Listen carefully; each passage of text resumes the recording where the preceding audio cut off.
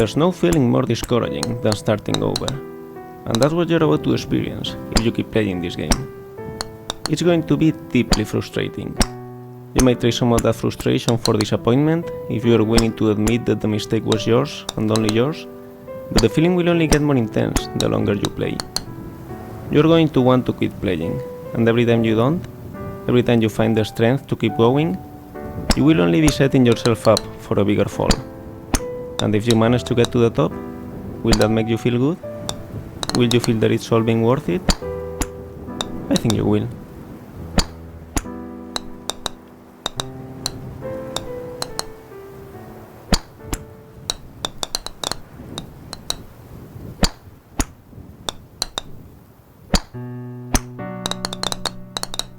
Feel free to stop playing whenever you want. Your progress will be saved automatically. Your dose of progress too.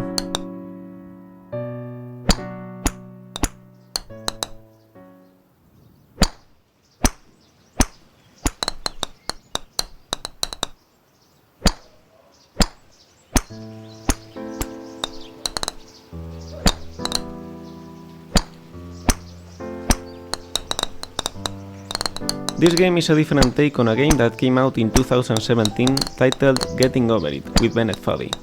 The author of that game, Bennett Foddy, was an Australian designer known at the time as the father of intentionally bad controls.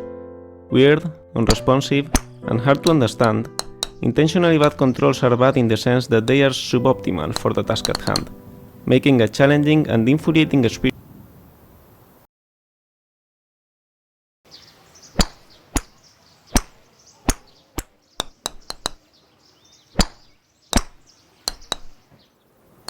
Ooh, that must have hurt. Don't worry though, it will happen again.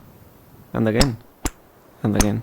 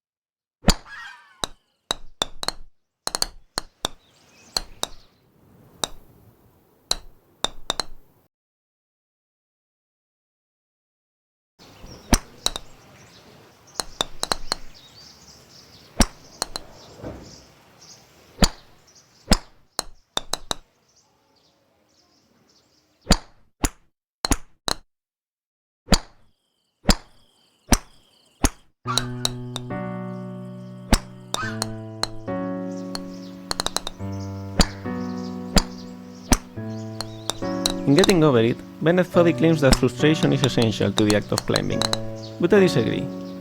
Frustration might be essential to having a real challenge, an obstacle that you are not guaranteed to be able to overcome, but the act of climbing itself can be enjoyable. Climbing in Getting Over It is not frustrating because you can easily fall down and lose all your progress, but because controlling the main character is infuriating. Of course, falling and losing all your progress is also frustrating, but the worst part is not that you have to climb it all over again, it's that you have to fight with the controls while doing so. This game is pretty much like Getting Over It. You need to climb up a wall made of pre-made assets while the game creator talks to you about the game itself. And the point of the game is built around the fact that it's a very hard challenge and you can easily lose all your progress at any time. The main difference, what makes this game more than just a clone of the original, is its controls. Not only because hitting a ball is quite different from pulling yourself with a hammer, but because it's easy and intuitive to control. You hit the ball with a certain force at a certain